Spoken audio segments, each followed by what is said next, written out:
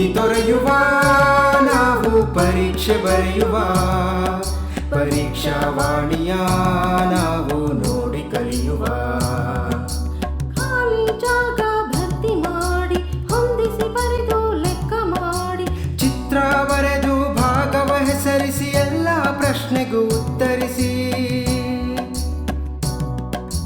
Pass fail ಗೆಲುವು ಸೋಲು ಜೀವನ ಎಲ್ಲಕ್ಕಿಂತ ಮಿಗಿಲು ಅಂಕಗಳೆಂದರೆ ಮೇಲಿನ ತೊಗಟೆ ವಿದ್ಯೆ ಅದರ ಒಳಗಿನ ತಿರುಳು ಭೀತಿ ತೊರೆಯುವ ನಾವು ಪರೀಕ್ಷೆ ಬರೆಯುವ ಪರೀಕ್ಷಾವಾಣಿಯ ನಾವು ನೋಡಿ ಕಲಿಯುವ ಪರೀಕ್ಷಾವಾಣಿಯ ನಾವು ನೋಡಿ ಕಲಿಯುವ ಪರೀಕ್ಷಾವಾಣಿಯ ನಾವು ನೋಡಿ ಕಲಿಯುವ ಪರೀಕ್ಷಾವಾಣಿ. बिस्मिल्लाहिर्रहमानिर्रहीम। अस्सलामुअलैकुम। मेरा नाम बीबी अस्मा है और मैं सरकारी उर्दू हाई स्कूल नागवारा बेंगलुरु में उर्दू मुअल्लिमा हूँ। आज मैं आपको 10वीं जमात की निसाबी किताब नौबहार अदब के अज़बाह का इयादा प्रोग्राम में आप तमाम का दिल की अमीर गहराइयों से इस्तकबाल करती हूँ। खुश आमदीद। वो सबक नंबर 10 नज़्म जुगनू है। जुगनू के शायर को आप देख सकते हैं, ये फिराक गोरखपुरी हैं। इनका नाम रघुपति सहाय है और कलमी नाम फिराक गोरखपुरी। इनका तखल्लुस फिराक है। ये 28 अगस्त 1896 सने ईस्वी को गोरखपुर में पैदा हुए। इनकी इब्तदाई तालीम घर पर हासिल की, फिर इलाहाबाद से उन्होंने FA की तालीम मुकम्मल की और आगरा यूनिवर्सिटी से अंग्रेज़ी में MA किया और इलाहाबाद ही में अंग्रेज़ी के उस्ताद मुकर्रर हुए। आपके कई सारे शेरी मजमूए हैं जिसमें मशहूर रूह कायनात, रमज़ किनायात, गज़लिस्तान, शबनमिस्तान, गुले नग़मा और रूप हैं। रूप को कई सारी शोहरत भी हासिल हुई है। इनको कई सारे एजाज़ात से भी नवाजा गया है, जैसे Sahitya Akademi award, Jnanpith award, Soviet Land Nehru award, Ghalib Akademi award वगैरह। वफ़ात 3 मार्च 1982 सने ईस्वी को इनका इंतकाल हुआ। तो आप जुगनू को देख सकते हैं जिसमें वो अपनी माँ की याद, एक तासुराती नज़्म है जिसमें माँ की याद में लिखा हुआ है। ये पूरी नज़्म है जो आप तमाम ने पढ़ा हुआ है। तो मैं सीधे खुलासे की तरफ आ जाऊंगी क्योंकि ये आपको 4 मार्क्स के लिए पूछा जाएगा इम्तिहान के मद्देनज़र। खुलासा। जुगनू नज़्म लिखने वाले शायर फिराक गोरखपुरी हैं। ये एक तासुराती नज़्म है जिसमें एक यतीम बच्चे का दर्द समाया है। शायर ने ये नज़्म 20 साल की उम्र में लिखा है।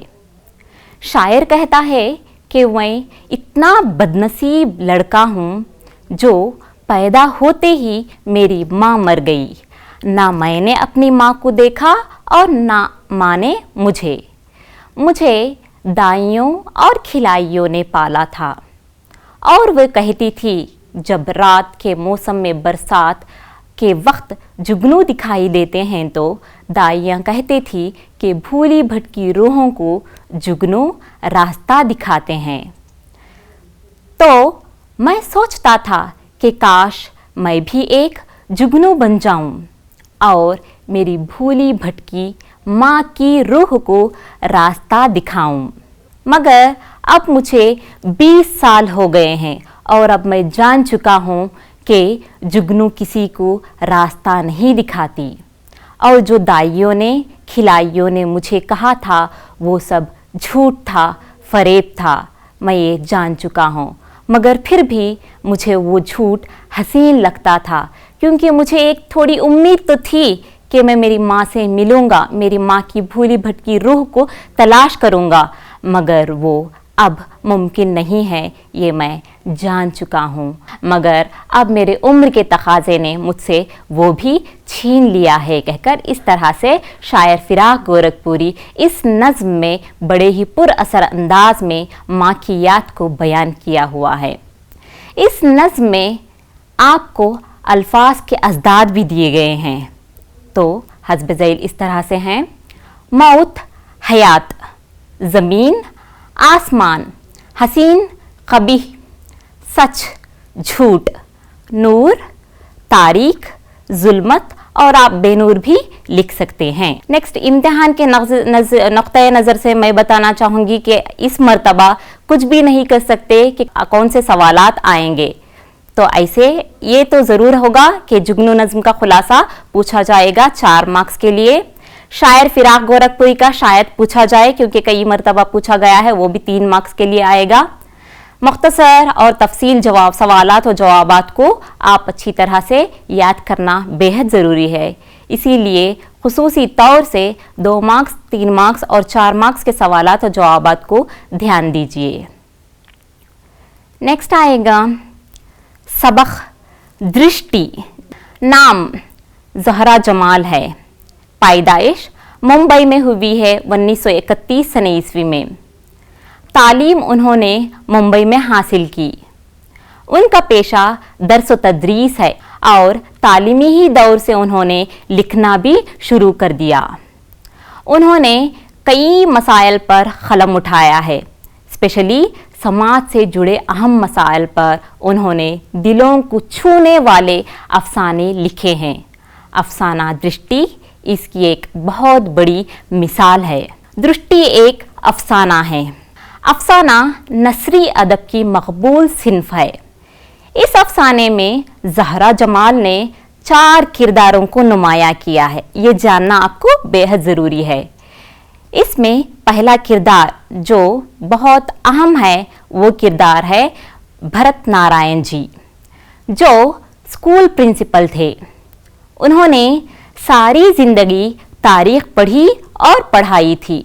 जैसे दुनिया की तारीख़, हिंदुस्तान की तारीख़, हर अहद की तारीख़ उन्होंने पढ़ी हुई थी। उनका यकीन था कि इंसान जन्नत से निकाले हुए आदम की औलाद है। इनका अक़ीदा था कि कर्मों का फल सज़ा और जज़ा, यानी जन्नत और दोज़ख। वो इंसान में कभी भी फ़र्क नहीं बरता, वो सबको एकसान देखते थे। इनकी मौत अचानक हुई और इनकी वसीयत के मुताबिक इनकी आंखें आई बैंक को दे दी गई। ये एक पहला अहम किरदार है। दूसरा किरदार आएगा आपको विद्याचरण। विद्याचरण जी। विद्याचरण जी कट्टर बुनियाद पर सियासतदान थे। जहां भी इनकी तकरीर होती एक सुलगती चिंगारी छोड़ जाया करते, जो धीरे धीरे शोले बन जाती और इंसान को भस्म कर देती। तीसरे किरदार की तरफ आगे बढ़ेंगे तो वो मौलाना रज्जब हैं। मौलाना रज्जब विद्याचरण जी की तकरीर जहां होती उसका एक एक हर्फ मौलाना रज्जब तक पहुंचता और वो इसका तुर्की ब तुर्की जवाब दिया करते थे। और आखिरी किरदार जो है वो एक औरत का किरदार है, एक ख़वातीन का किरदार है, चौथा किरदार, जिनका नाम इंदुमती है, जो विद्याचरण जी की तकरीर सुनकर सोचती है कि हमारे मोहल्ले में सारे मज़हब के लोग साथ मिलकर रहते हैं, एक दूसरे के काम आते हैं, तो सारा देश हमारे मोहल्ले जैसा क्यों ना बने। इस तरह से वो औरत सोचती है। देखेंगे कहानी की शुरुआत किस तरह से होती है।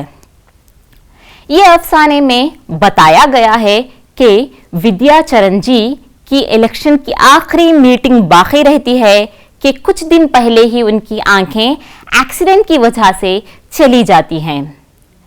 तो प्रिंसिपल वसीयत हम लोगों ने पहले ही पढ़ा हुआ था कि भरत नारायण जी की आंखें आई बैंक को चले जाती हैं, तो वही आंखें किसे मिलती हैं? विद्या चरण जी को उनकी आंखें मिल जाती हैं, जो एक प्रिंसिपल थे। इलेक्शन की आखिरी मीटिंग में विद्या चरण जी पहुंचते हैं। पार्टी के तमाम नेता बहुत जोश और खुश नजर आते हैं क्योंकि उनके नेता सेहतियाब होकर वापस आ गए हैं। ऑपरेशन के बाद विद्या चरण जी तकरीर करने आए पूरे उनके साथियां बहुत खुश नजर आते हैं क्योंकि वो सोचते हैं कि आज हमारे विद्या चरण जी जो तकरीर देंगे उसमें बाबरी मस्जिद और राम मंदिर का जो मसला हो रहा है कई सालों से वो हल हो जाएगा और आज हमको चैन की नींद आएगी कहकर। देखते हैं क्या होता है कहकर, क्योंकि पहले ही बताया हुआ है विद्या चरण जी एक कट्टर सियासतदान हैं, बुनियाद पर सियासतदान हैं जो पहले थे, मगर अब उनको आंखें मिल गई हैं तो देखेंगे उनका नजरिया बदलता है या जिस तरह से पहले कट्टर परस्त इंसान थे उसी तरह से वो रहते हैं। नेक्स्ट वो स्टेज पर तशरीफ लाते हैं और अपनी तकरीर अपनी जुबान से बोलना शुरू कर देते हैं। देखेंगे वो क्या बोलते हैं। वो शुरू करते हैं, ऐ मेरे हिंदुओं, मुसलमानों, सिख, ईसाइयों, पारसियों और दूसरे धर्मों के पालन करने वालों, भारत एक माँ है। आज ये माँ इतने संकट में है जहाँ कोई भी सच्चा मार्गदर्शक नहीं रहा। आज हम सारे बच्चों के बारे में सोचना पड़ेगा। आजकल हर चीज़ का दाम बहुत बढ़ गया है, जैसे ले लीजिए चावल का रेट बढ़ गया हुआ है, साबुन, दूध, हर चीज़ का रेट मोल बढ़ गया है। तो हमें इसकी फिक्र करनी चाहिए, ना कि हिंदू मुसलमानों में या सिख ईसाइयों में लड़ाई वगैरह करवाएं। और हम लोगों को तारीख ये भी सिखाती है कि आगे बढ़ना, एक काल से दूसरे काल को प्रवेश करना सिखाती है। तो हमें इस पर ध्यान देना चाहिए, ना कि हिंदू मुस्लिम बाबरी मस्जिद और राम मंदिर की तरफ। तो लोग बहुत सारे जो चाहते थे कि इस मसले पर बात करें वो तमाम हैरान हो जाते हैं कि ये क्या हुआ हमारे नेता को, उनकी तो ऐसी जुबान नहीं थी, ये कहाँ से आ गई। तो ये सब हो रहा है उन आँखों की वजह से जो भरत नारायण जी की आँखें उन्हें मिल चुकी हैं। इनकी तकरीर सुनकर तमाम लोग हैरान में रह गए। मौलाना रज्जब जो इनके अपोजिशन वाले थे, जो हमेशा उनको तुर्की ब तुर्की सुनाया करते थे, वो उनको खबर विद्या चरण जी की पहुंच गई कि किस तरह से वो अच्छे अच्छे बोल रहे हैं, जहर नहीं उगल रहे हैं। तो मौलाना रज्जब ने भी ठान ली और अच्छी अच्छी बातें करने लगे, कहने लगे भाइयों छोड़ दो पुराने किस्सों को और अपने बच्चों की बात करो, स्कूल की फीस की बात करो क्योंकि स्कूल की फीस आजकल बढ़ती ही जा रही है, किताबों की कीमत की बात करो, वो पुराने किस्से पुराने खंडेरों के बातें क्यों। हम लोग आपस में अमन भाईचारे सुकून और सलामती का पैगाम दें। मौलाना रज्जब ने कहा खुदा एक है, हम सब उसके बंदे भी एक हैं। तो इस तरह से दोनों अच्छी अच्छी जुबान इस्तेमाल करने लगे। तमाम लोग जो तकरीर सुनने आए थे उनके दिमाग दहल गए। उन्होंने सोचा विद्या चरण जी की आवाज़ में हम लोगों को सच्चाई दिखाई दे रही है। उनकी आंखों से आंसू बहने लगे। जो वहाँ प्रेस के नुमाइंदे आए हुए थे विद्या चरण जी की तकरीर सुनकर छापने के लिए, वो खुद हैरान थे कि क्या नोट करें, विद्या चरण जी तो महात्मा बन गए हैं। आखिरकार आसमानों की बुलंदी पर भरत नारायण जी की रूह अपनी आंखों की कामयाबी पर मुस्कुरा रही थी।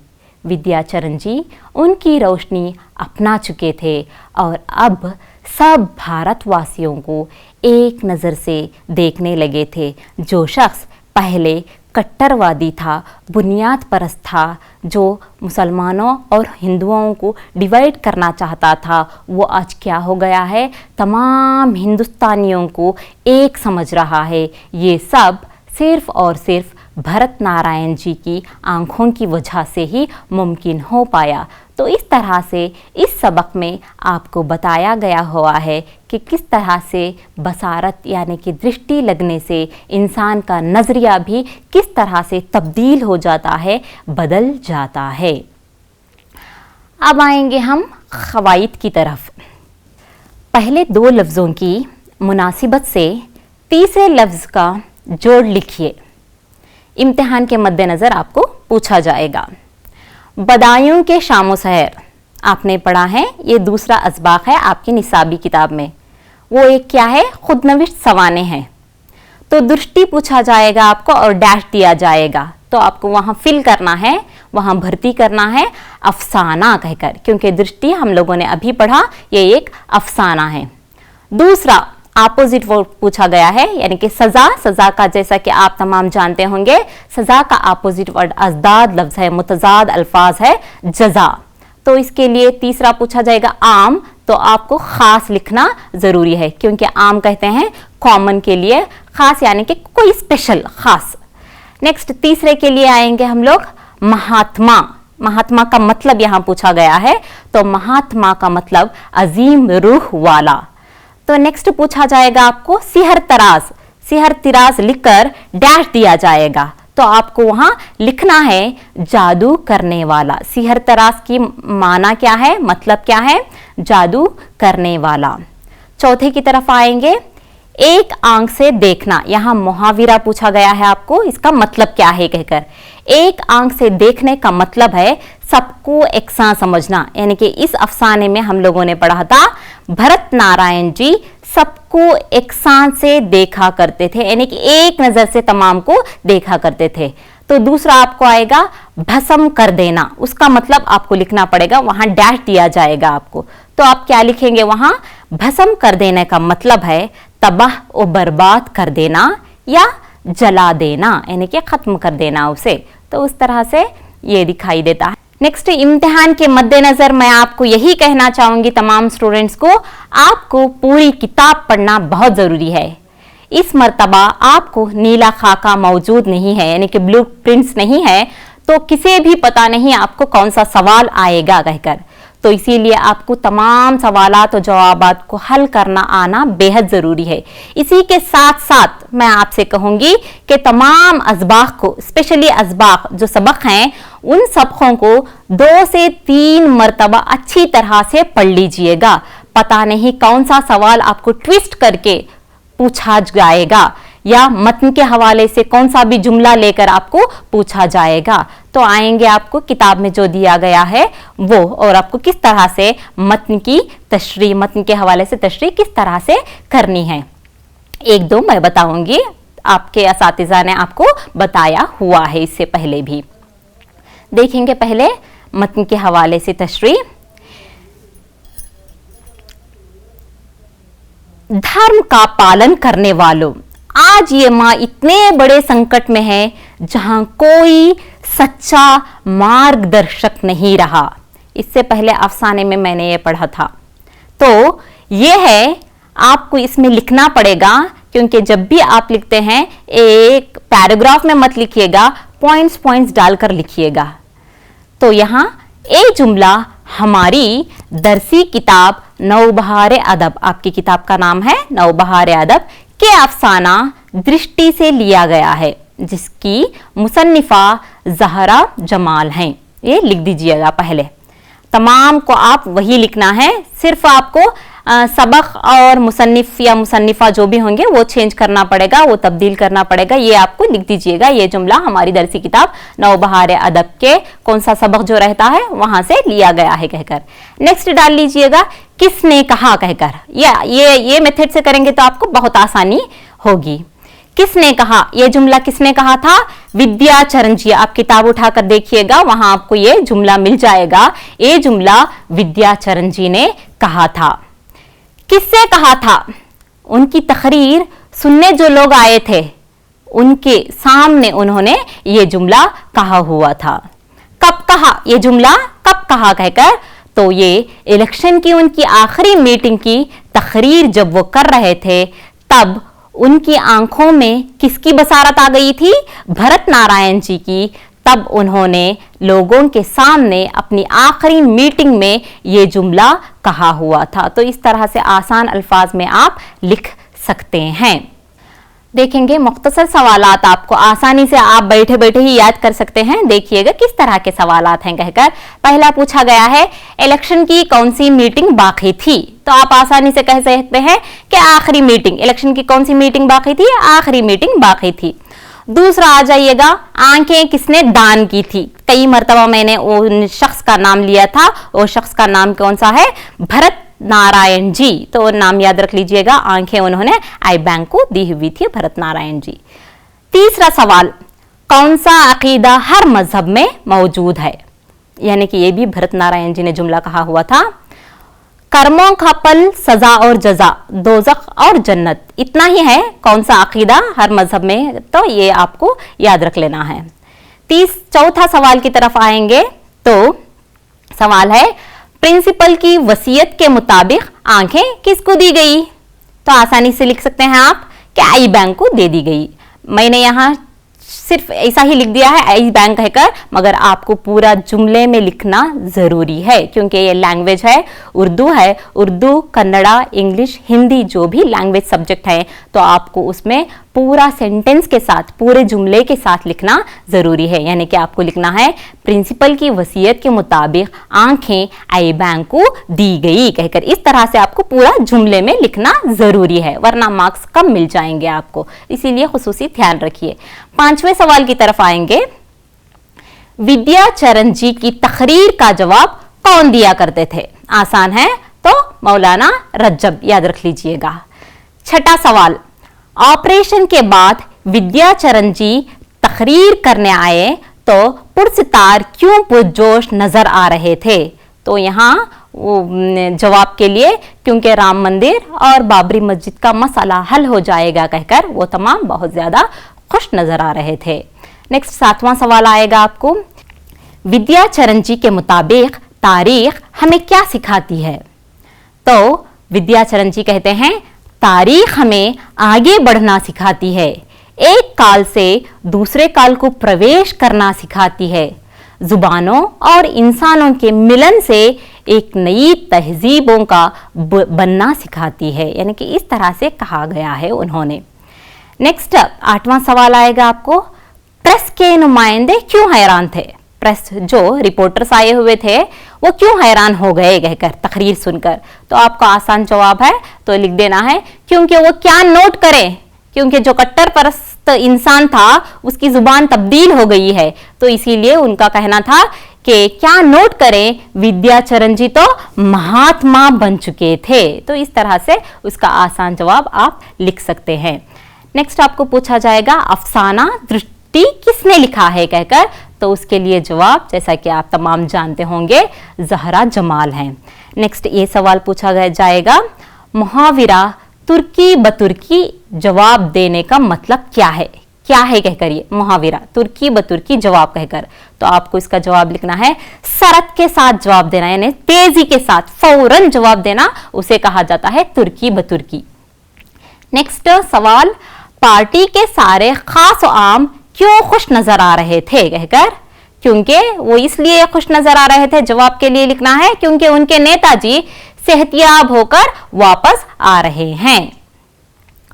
12वां सवाल आएगा, ए मां इतने संकट में है जहां कोई भी सच्चा मार्गदर्शक नहीं रहा, यह जुमला किसने कहा, तो आपको लिख दीजिएगा जो ये जवाब किसने कहा है, ये जुमला विद्याचरण जी ने अपनी तकरीर में कहते हैं।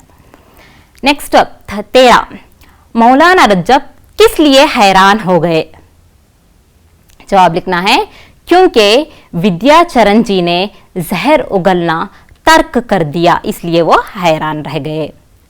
14वां सवाल है, मजमे में बैठी खवातीन में से किसने सोचा कि सारा देश हमारे मोहल्ले जैसा क्यों न बने, इसका सिंपल सा सवाल का जवाब है इंदुमती, वो एक जो औरत खवातीन थी उसका नाम इंदुमती, तो इंदुमती लिख दीजिएगा, तो ये सवाल भी हल हो जाएगा।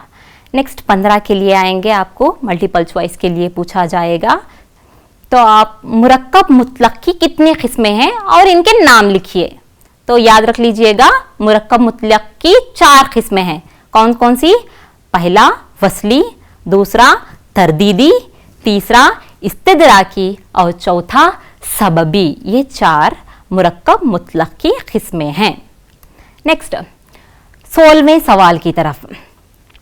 एक दूसरे से ताल्लुक रखने वाले मुरक्कब जुमले के वो अज्जा को हुर्फ अत्फ, मैंने बताया था हुर्फ अत्फ और कहकर याद रख लीजिए, और ये कौन सा जुमला आता है कहकर, हुर्फ अत्फ से जोड़ा जाए तो वो कौन सा जुमला कहलाता है? कौन सा जुमला कहलाता है? वो है जुमले वसली। 17वां, समझकर पढ़ो वरना फेल हो जाओगे। ये कौन सा जुमला कहलाता है? जवाब के लिए आपको लिखना है तरदीदी। ये जुमला कौन सा है? तरदीदी। 18, शाहिद ने टिकट खरीदा और बस में सवार हुआ। ये जुमले की कौन सी मिसाल है कहकर, कौन सी मिसाल है, यानी कि ये कौन सा जुमला है कहकर, तो आप लिख दीजिएगा ये भी जुमले वसली है। मरसिया नज्म लिखने वाले शायर मीर अनीस हैं। आप उनकी तस्वीर देख सकते हैं, ये मीर अनीस हैं। मरसिया किसे कहते हैं आपको ये जानना बेहद ज़रूरी है। उसके साथ साथ उसके इक़साम भी कौन कौन से हैं कहकर कई मरतबा 2 या 3 मार्क्स के लिए ये पूछा गया है। तो देखेंगे मरसिया क्या है कहकर। मरसिया वो नज़्म है जिसमें मरहूम शख्स की तारीफ की जाती है, तो उसे हम लोग मरसिया कहते हैं। मरसिए की कितने किस्में हैं? तो आपको लिख देना है मरसिए की 2 किस्में हैं। कौन कौन सी? करबलाई मरसिया पहला, दूसरा शख्सी मरसिया। पहला करबलाई मरसिया उसे कहते हैं जिसमें हज़रत इमाम हुसैन, उनके अजीज़ों और रफ़ीक़ों की शहादत के वाक़ियात बयां किए जाते हैं। दूसरा आ गया इधर शख्सी मरसिया। शख्सी मरसिए में किसी वफात पाने वाले के अवसाफ बयान किए जाते हैं। कोई अच्छा मशहूर शख्स होना चाहिए, जैसे कि गालिब आप लोग जानते हैं, मिर्ज़ा असदुल्ला खान गालिब, तो उनका मरसिया लिखा जा सकता है। इकबाल का मरसिया लिखा जा सकता है, जोश मलिहाबादी का लिखा जा सकता है, मीर तकी मीर का लिखा जा सकता है, क्योंकि ये पॉपुलर पर्सनालिटी हैं, मशहूर शख्सियत हैं।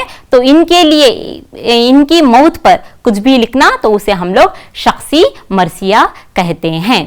तो आ जाएंगे इधर, ये आपको 3 मार्क्स के लिए पूछा जाएगा, शायर का तारुफ कीजिए कहकर, तो आपको वो अच्छी तरह से याद कर लेना जरूरी है।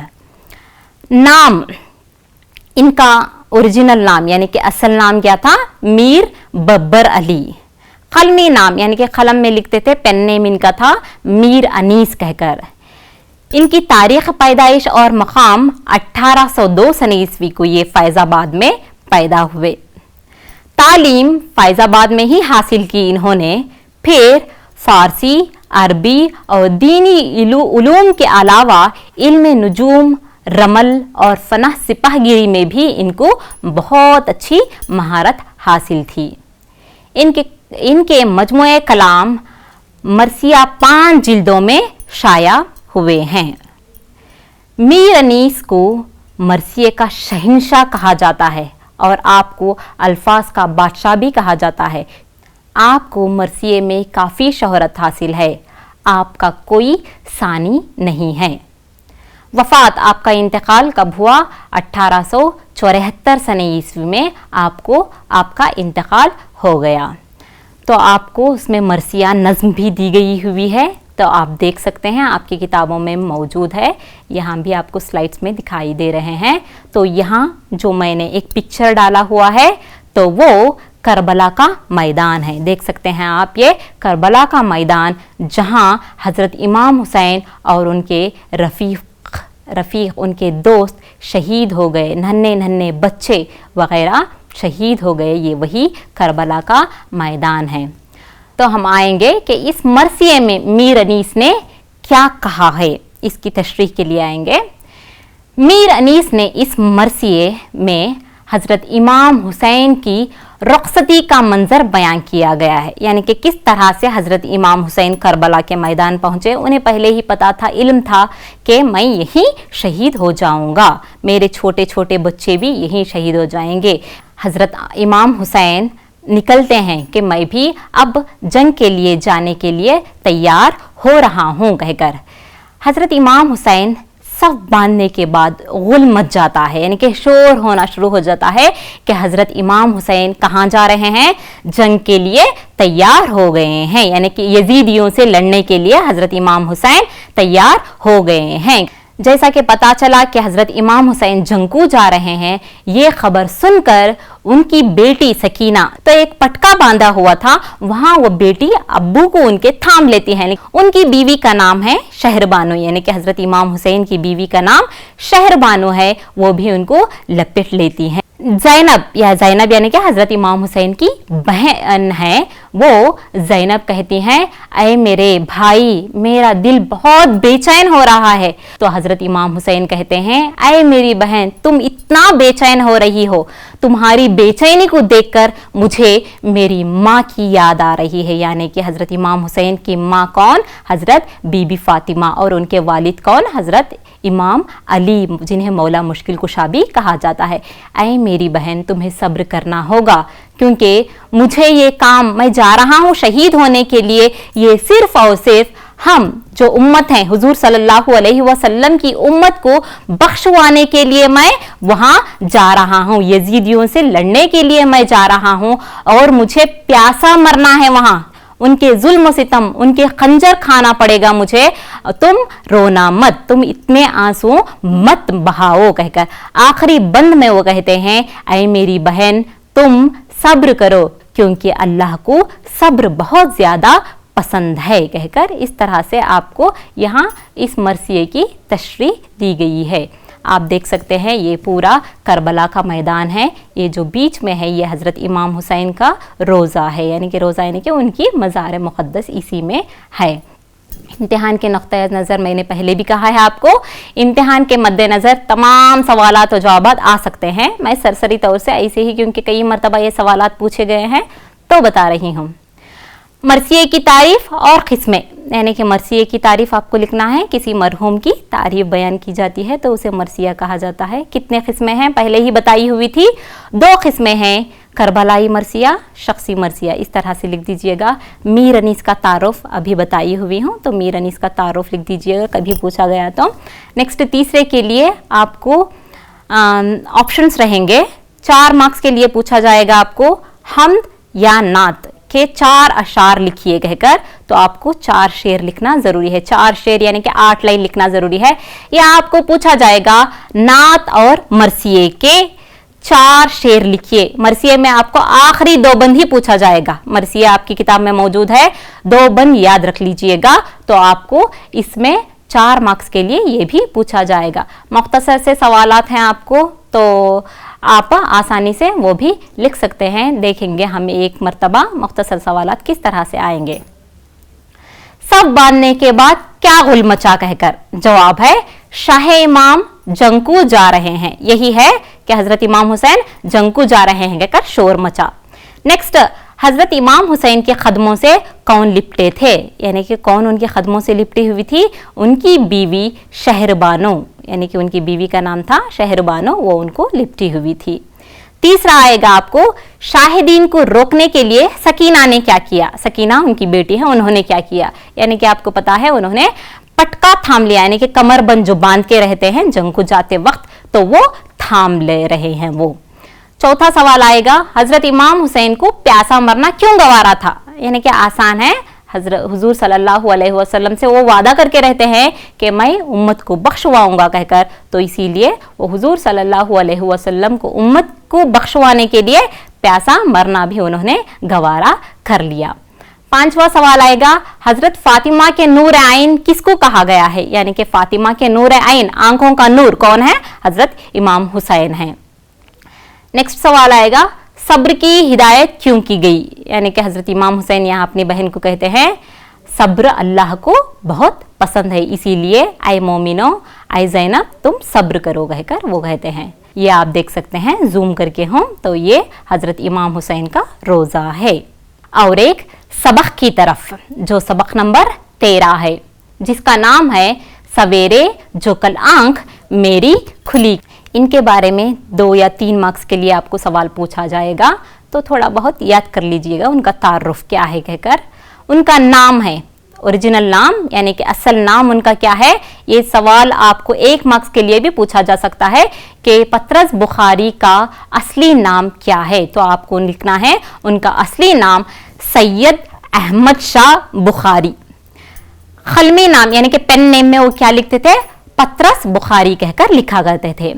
तारीख पैदाइश और मकाम 1 अक्टूबर 1898 सने ईस्वी को पेशावर में।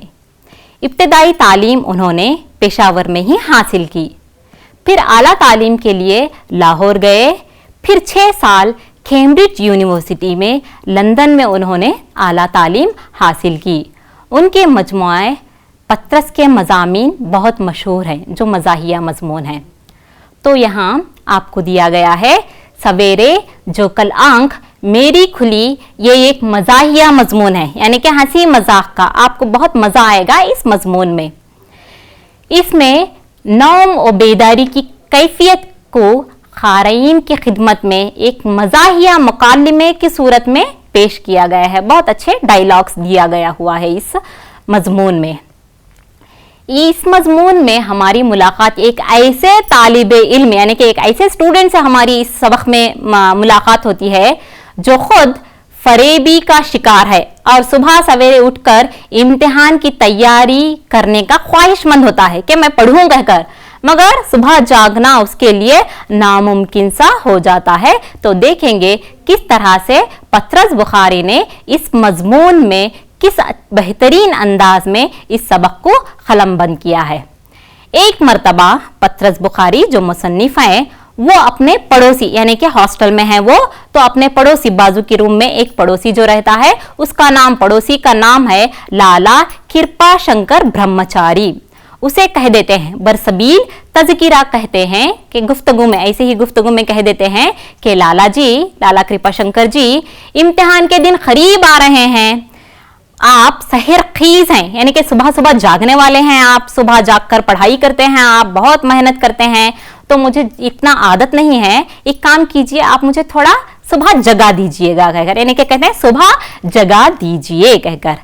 लाला जी भी क्या लगता है लफ्जों के भूखे थे, सिर्फ उनको सुनना था कि पतरस बुखारी कब कहेंगे मुझे जगाओ इम्तिहान की तैयारी करना है कहकर, वो लफ्जों के भूखे रहते हैं। आज सुन लिए सुबह ही दरवाजे पर पतरस बुखारी के मुक्काबाजी शुरू कर दे, टप्पू टप मारना सुना होगा ना आप लोगों के घर में भी, अम्मी वगैरह मारते होंगे सुबह जागिए जागिए कहकर।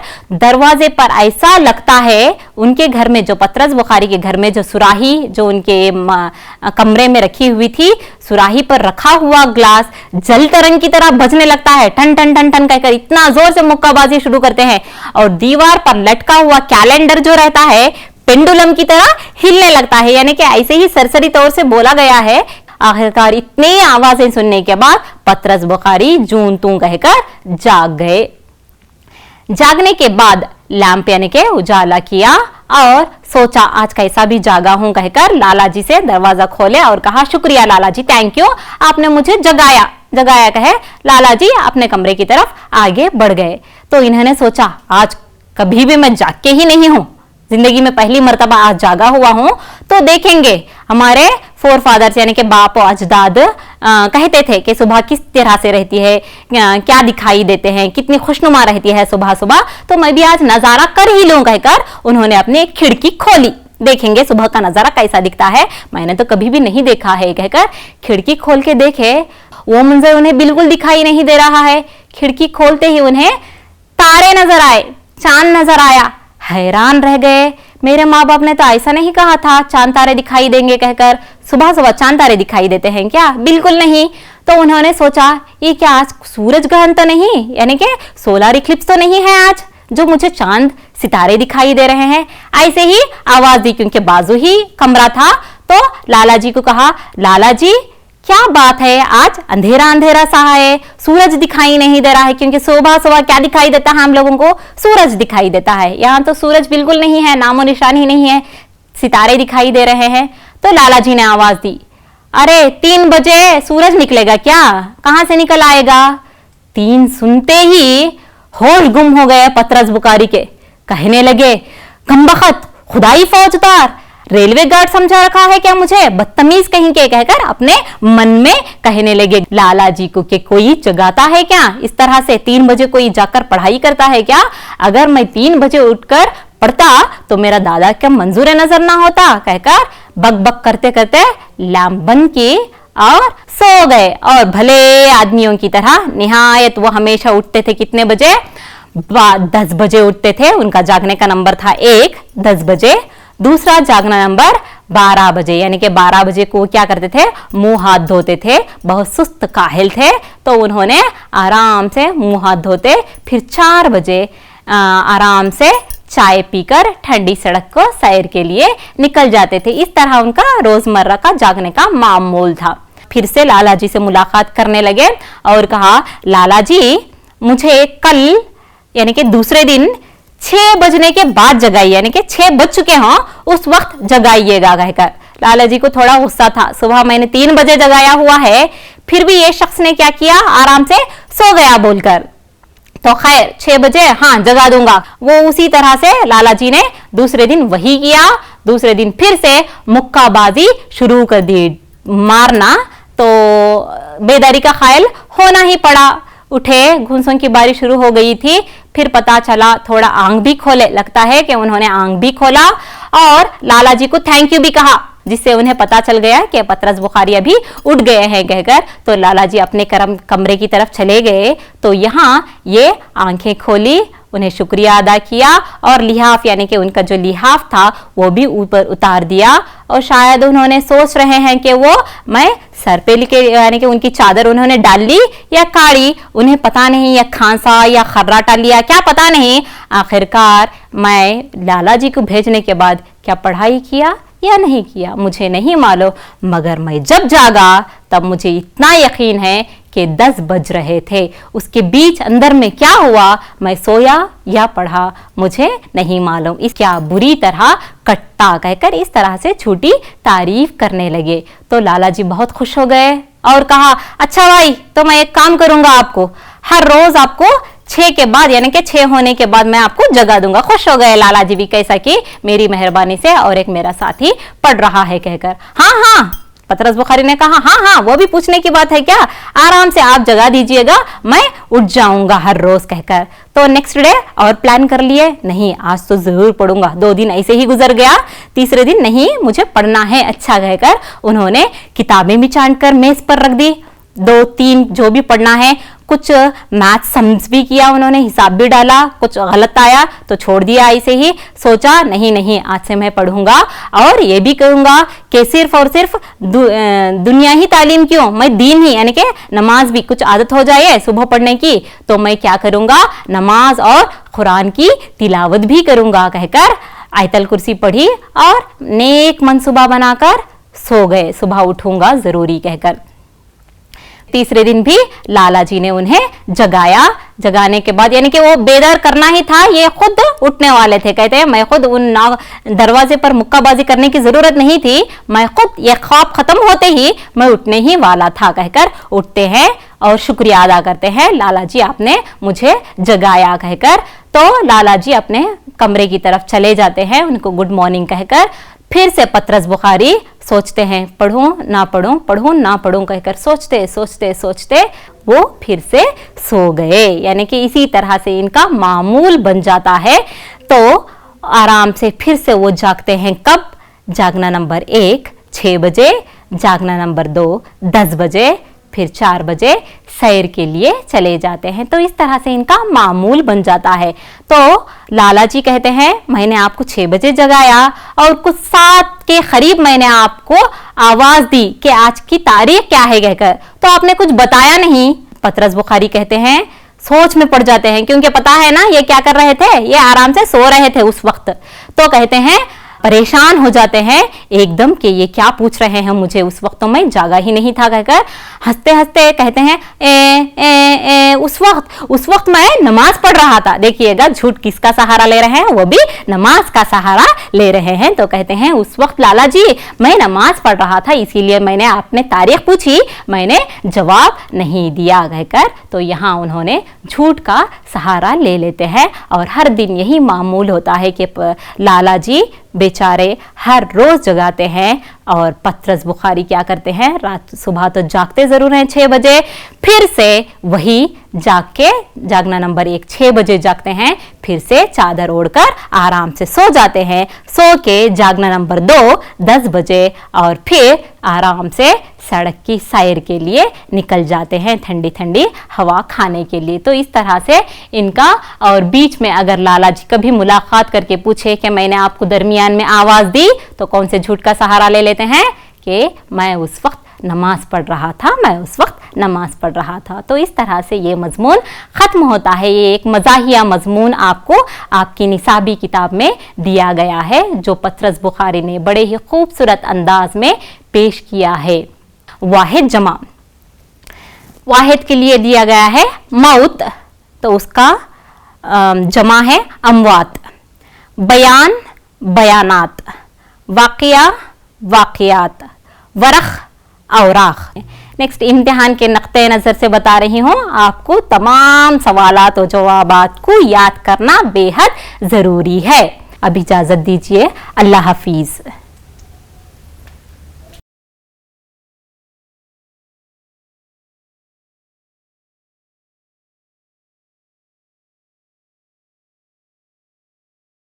बिस्मिल्लाहिर्रहमानिर्रहीम।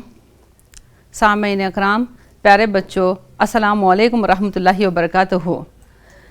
आज आप तमाम को इस महफ़िल में, इस नशिस्त में दिल की गहराइयों से मैं इस्तक़बाल करती हूँ। एग्ज़ाम की तारीख़ मुक़र्रर हो गई है, तमाम बच्चे जो है परेशान हाल हैं, लेकिन इसी वक्त तमाम असातिज़ा इकराम आपकी रहबरी भी कर रहे हैं, और इनके साथ साथ मैं Sabiha Begum government Urdu high school Ramchandrapura आपकी रहबरी करने के लिए आज यहाँ पर मौजूद हूँ। इससे पहले मैं एक ज़रूरी ऐलान करना चाहती हूँ कि तमाम बच्चे अपने साथ किताब, पेन और कापी रख लें, ताकि अहम नुकात लिख सकें और असबाक़ का गौर से जायज़ा ले सकें। 2 असबाक़ और 2 नज़मों का जायज़ा ले रही हूँ बराए 10वीं जमात की नौबहार अदब से, हस्बे ज़ैल हैं। सबसे पहले जो है सरहदों का जाल है, ज़ाफ़रान है, मच्छर का अल्टीमेटम और तोतिए हिंद अमीर खुसरो। तो चलिए बच्चे, अब सबसे पहले हम जो है पहली नज़म जो सरहदों का जाल है, सुलेमान खुमार की लिखी हुई नज़म है, इसका जायज़ा लेंगे। मैं समझती हूँ कि आप सब अपनी किताबों और कापियों के साथ तैयार होंगे। चलिए, इस पहले आप एक तस्वीर यहाँ पर देख सकते हैं। इस तस्वीर में आपको क्या महसूस हो रहा है?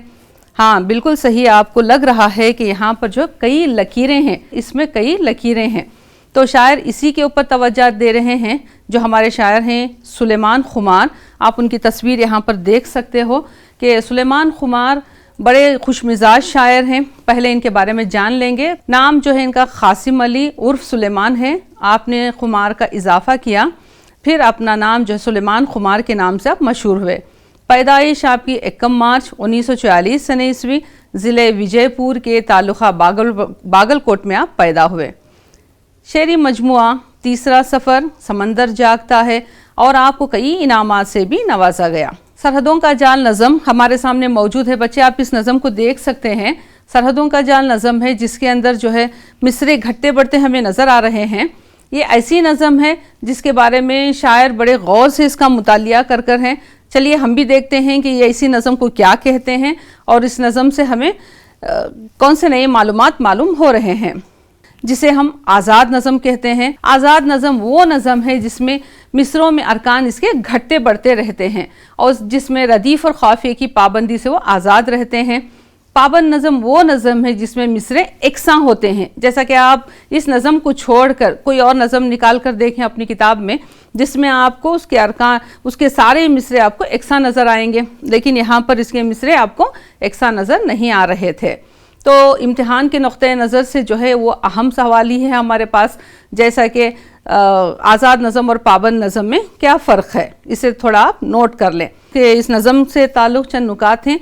جو امتحان کے لیے بے حد ضروری ہیں اسے آپ بہتر ہے اپنے اپنے کاپیوں میں نوٹ کر لیں۔ سرحدوں کا جال نظم میں شاعر کیا کہنا چاہتے ہیں، اسی کے اوپر کچھ اور اہم باتیں میں آپ کے سامنے رکھنا چاہوں گی۔ دنیا کو وجود میں لایا تو اس وقت انسان بہت آزاد تھا، یہ ساری زمین ایک ہی ملک کی شکل میں تھی، یعنی کہ ساری زمین جیسا کہ آپ نے پچھلے نقشے میں دیکھا تھا بہت ساری لکیریں تھیں، یہاں پر لکیریں نہیں بلکہ ساری دنیا ایک بڑا چٹیل میدان کی مانند نظر آ رہا تھا۔ انسان نے اس میں آڑی ترچی لکیریں ڈال کر سرحدیں کھینچ لی، اس کے بعد میں جو ہے ہمارے لیے ہی وہ چیز مشکل بن گئی۔ ایک دوسری جگہ جانا رہا تو مشکل ہے، جیسا آپ بہتر جانتے ہیں، کہیں اور یہاں بیٹھے بیٹھے کسی سے ملنے جانا ہے، انشاءاللہ مکہ مدینہ جانا ہے، کہیں اور جانا رہا تو ہمیں پاسپورٹ، ویزا اور بہت سارے چیزوں کی ضرورت پڑ جاتی ہے، جیسا کہ ان سارے چیزوں کو ہمارے لیے ہی دقت محسوس ہوتی ہے ایک ملک سے اور ایک ملک کو جانا، کہ دنیا کو جیسا کہ ہم نے کئی حصوں میں تقسیم کر رکھا ہے، تو تقسیم کر رکھا ہے اس چیز سے باہر نکلنے کے لیے ہمارے ہی بنائے ہوئے جال میں ہم آ کر پھنس گئے ہیں۔ اگر یہ ساری دنیا کی لکیریں آ کر مٹ جائیں گی، یہ ایک ہی ساری دنیا بن کر ایک ملک میں بن جائے گی تو انشاءاللہ یہ ساری نااتفاقیاں بھی دور ہو جائیں گے۔ میں اس کے اندر محسوس کرتی ہوں کہ بچے آپ سب جو ہے پوشیدہ کئی ایک جملہ اور مختصر جوابات اس کے اندر ہیں، مہربانی سے اسے آپ نوٹ کر لیں۔ اس کے ساتھ ساتھ چند مشقی سوالات یہاں پر ہیں، یہ امتحان کے نقطۂ نظر سے آپ اسے بھی معلوم کر لیں تو بہتر ہوگا۔ یہ خط کشیدہ الفاظ جس میں ازداد دیے جاتے ہیں، ازداد کے لیے سوال میں ادھورا سوال ہوتا ہے جسے آپ کو مکمل کرنا ہے۔ مثال کی شکل میں ایک سوال یہاں پر پڑھوں گی، میں نے اس کی تلاش میں زمین او ڈیش یہاں پر ہے، آپ بھی محسوس کریں اس کا جواب کیا ہوگا، حالانکہ میں یہاں جواب دے کر ہوں، اپنے کتابوں میں اسے غور کر لیں کہ کیا ہوگا اس کا جواب۔ زمین کا ضد کیا ہے؟ آسمان ہے، تو جواب اس کا آسمان ہوگا۔ اگلے سوال میں صبح ہوتی ہے، جب صبح ہوتی ہے قدرتی کیا ہے؟ شام ہوتی ہے، تو صبح کا ضد کیا ہے؟ شام ہے۔ تو اس طرح کے سوالات بھی آپ کو امتحان کے ذریعے آ سکتے ہیں۔ تو 3 جملے 3 نشانات والے سوالات میں سے ایسا بھی ایک سوال آنے کے امکانات ہیں، تو اسے بھی آپ نوٹ کر لیں۔ چلیے بچوں، آپ جو ہے ایک نظم ہماری مختصر سے تعارف کے ساتھ ہماری ایک نظم ختم ہو گئی، اب نظم کے ساتھ ساتھ جو ہے ہم اگلے سفر پر نکلیں گے، جو ہمارے ذمے میں ایک سبق دیا گیا ہے، آپ سب کو بہتر معلوم ہے تو دیکھ کر آپ کو خوشی بھی محسوس ہوتی ہے، وہ ہے زعفران۔ زعفران ایک ایسا سبق ہے جو ہمارے نصاب میں ایک معلومات حاصل کرنے کے لیے، زیادہ سے زیادہ جانکاری دینے کے لیے ایک سبق ہمارے سامنے رکھا گیا ہے، ایک معلوماتی مضامین ہے زعفران۔ تو اس کی ایک تصویر آپ، جیسا کہ آپ کو زعفران کا نام آتے ہی چہرہ ہمارا کھل اٹھتا ہے، اس کے رنگت ہمیں بہت اچھی لگتی ہے، اس سے تو خوبصورت اس کے پھول نظر آ رہے ہیں، آپ دیکھ سکتے ہو یہاں پر پھول ہیں، مثالی شکل میں یہاں پر پھول ہیں تصویر میں، اس پھول کے درمیان جو دھاگے ہیں ان دھاگوں کو ہم جو ہے وہ دھاگوں کو علیحدہ کرتے ہیں، وہی زعفران ہے۔ چلیے اور زیادہ معلومات حاصل کرنے کے لیے سبق کا جائزہ لیں گے۔ زعفران صرف ایک پھول ہی نہیں یا کوئی اس کے اندر رنگدار دھاگے ہی نہیں، بلکہ ایک خوشبودار رنگ والا ایک پھول ہے، اس کے دھاگوں میں ایک طرح کی خوشبو پائی جاتی ہے، اور اسے صرف زعفران کو کھانے کے لیے یا کوئی اور کام کے لیے استعمال نہیں کرتے، بلکہ اسے محاوروں میں بھی ہم اسے استعمال کرتے ہیں۔ قدیم زمانے میں لوگ اسے محاورے کی شکل میں بھی استعمال کرتے تھے، جیسا کہ زعفران زار، زعفران کا کھیت دیکھنا، اس طرح کے الفاظ بھی ہاں استعمال کرتے تھے۔ تو ہندی میں زعفران کو ایک اور نام سے بھی جانا جاتا ہے، کیسر، جیسا ہم زعفران کہتے ہیں ہندی میں اسے کیسر کے نام سے جانتے ہیں، اور ایک نباتاتی بھی نام ہے اس کا، کروکس سیٹیویس اس کا نباتاتی نام ہے، تو اس کی جانکاری بھی ملی ہمیں۔ چلیے اب یہ دیکھیں گے کہ کن ممالک میں زعفران کی کاشت کی جاتی ہے۔ امتحان کے نقطۂ نظر سے یہ ایک سوال بھی بن سکتا ہے ہمارے لیے، اور ایک فائدہ مند بات بھی، معلومات بھی ہمارے سامنے آ جائے گی۔ دنیا کے گنے چنے ایسے ممالک ہیں جہاں پر زعفران کی کاشت کی جاتی ہے، تو آپ دنیا کے نقشے میں ایران، اسپین، فرانس، برطانیہ، مراکش اور ہندوستان کی ایک ریاست ہے جموں اینڈ کشمیر۔ جموں و کشمیر ہے، جیسا آپ اس نقشے میں دیکھ سکتے ہو، جموں اینڈ کشمیر ہے جو لال رنگ میں آپ دکھائی دے رہا ہے، وہ ہندوستان کے نقشے میں جموں اور کشمیر کے ایک علاقہ ہے، پانپور بول کے، آگے ہم دیکھیں گے वहाँ पर ज़ाफ़रान की काश्त की जाती है। ज़ाफ़रान के लिए वो बेहद मशहूर है। तो इसके बारे में ज़ाफ़रान की तारीफ़ करते हुए हमारी किताब में निसाब में जो है, बच्चों आपको इस बात का ख्याल रखना है कि इम्तिहान के लिए और जानकारी दो भी हमें एक साथ रखना है। हमें जानकारी भी लेना है और इम्तिहान के लिए फ़ायदा भी होना है इसके साथ। तो चलिए बच्चों, बाबर के मुहावरे के साथ हम कश्मीर का सफ़र भी कर लेते हैं कि कश्मीर में चलिए हम सब एक साथ जाकर घूम आते हैं। कश्मीर के वहाँ क्या है, वहाँ के कौन से मशहूर जगह हैं, वादियाँ हैं, खूबसूरत मनाजिर हैं, फूल हैं और क्या है वहाँ पर। इससे पहले बाबर का एक मुहावरा ये पढ़ लेंगे। हाँ, अगर जन्नत ज़मीन पर है तो बस यही है, यही है, यही है। ये बाबर का कहना था। एक मुग़ल बादशाह है, वो उसकी ख्वाहिश थी कि जन्नत अगर दुनिया में कहीं नज़र आएगी तो वो है कश्मीर में। तो चलिए कश्मीर की सैर करते हुए सबसे पहले देखेंगे कि वहाँ पर कैसे कैसी जगह मौजूद हैं। जैसा कि आप देख सकते हो तस्वीर में, गुलमर्ग और ये सोनमर्ग। देखिए अब कितनी खूबसूरत वादियाँ हैं यहाँ पर। इन वादियों को देखकर दिल खुश हो जाता है। दुआ करें इंशाल्लाह हम भी कभी यहाँ पर जाएंगे ज़रूर, क्योंकि ये हमारे ही मुल्क का एक हिस्सा है। बहुत खूबसूरत जगह है। इसी के साथ साथ और हसीन और ख़ूबसूरत मनाजिर हमारे सामने हैं। आप देख सकते हैं कि ढाल झील है, जो कि बहुत हसीन और ख़ूबसूरत खुदा की कुदरत की एक निशानी है। इसी के साथ जो है पहलगाम वादी है, वहाँ पर जो है एक झरना भी जा रहा है। कितनी खूबसूरत हरियाली है, मनाजिर हैं, बहुत अच्छा है, देखने के लिए भी खूबसूरत है और दिल को खुश कर देता है। हमारी किताब पानपुर एक ऐसा इलाका है, जम्मू एंड कश्मीर में ही पानपुर एक ऐसा इलाका है वहाँ पर एक ऐसा इलाका है जहाँ पर ज़ाफ़रान की काश्त की जाती है। कितने खूबसूरत फूल हैं, इसका रंग कितना दिल खुश है।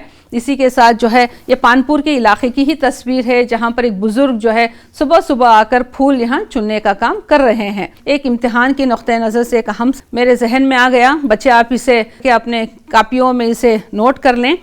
कश्मीर की माशियत का इन्हिसार काश्तकारी पर है। ये कोई मशक़ी सवाल तो नहीं है, लेकिन फिर भी जो है आज के रिवाज के मुताबिक जो है किताब के दरमियान से सवालात निकाल कर देने का एक रिवाज निकाला गया है।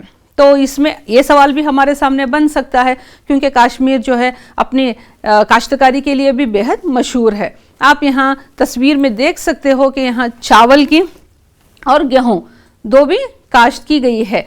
चावल गेहूँ के साथ ओट्स, बार्ली और कई दूसरे जैसा कि सब्जियां हैं, सेब है और अखरोट को भी आप यहाँ देख सकते हो। इनके साथ साथ जो है बहुत सारे ऐसे फल भी हैं जो हमारे सामने नज़र आ रहे हैं।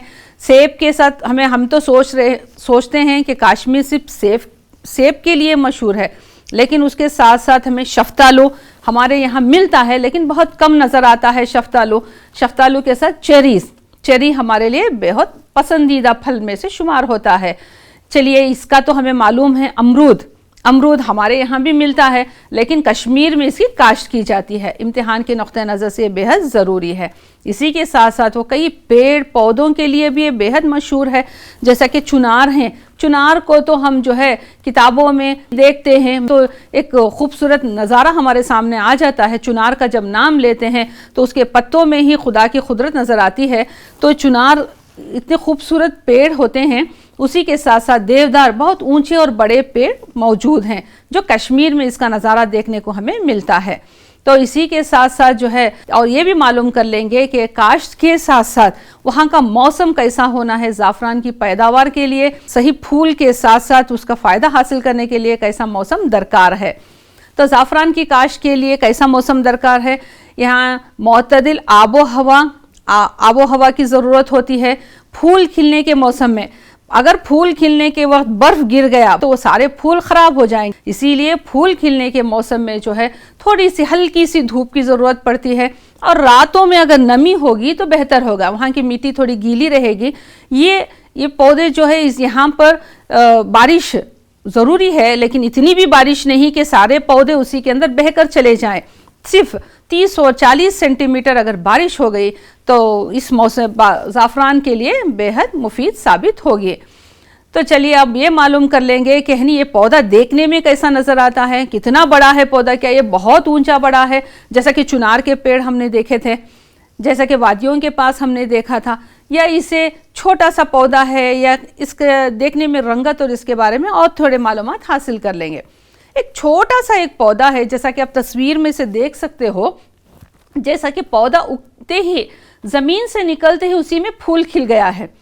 پھول کھل گیا ہے. ایک بہت سا 1 فٹ اونچا پودا ہوتا ہے. اس کی جڑیں جو ہے 5.5 میٹر حجم کے مخروطی ایک چھوٹی گھانٹیاں ہوتی ہیں. اگلی تصویر میں آپ دیکھ سکتے ہیں ایک گھانٹیاں ہوتی ہیں, اس کے نچلے حصے سے ہی اگتی ہیں. یہ دیکھنے میں بھی اتنا ہی پودا ہے, بہت چھوٹا سا پودا ہے, صرف 1 فٹ کا ہے.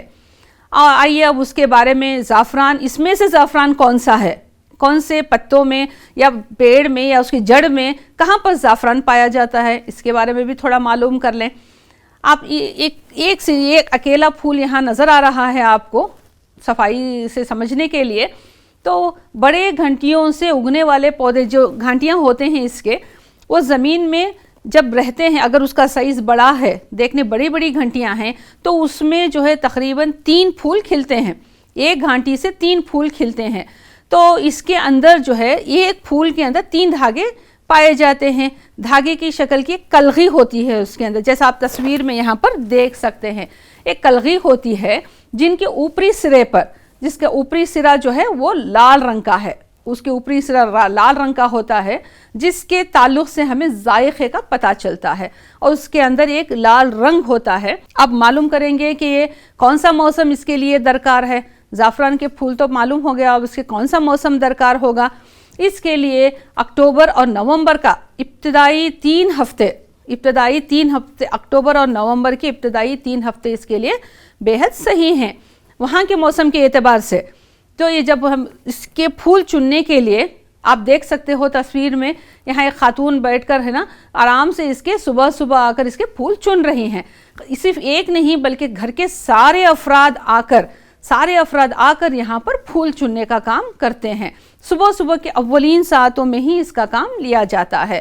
اگر دھوپ نکل آئی یا بارش ہو گئی, اچانک سے برف باری آ گئی, تو سارے پھول برباد ہو جائیں گے, پھر سے واپس نقصان ہوگا.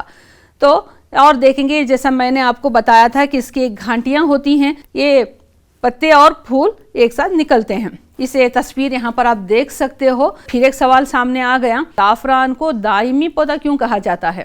چلیے اور تھوڑا زیادہ معلوم کر لیں گے اس کے بارے میں.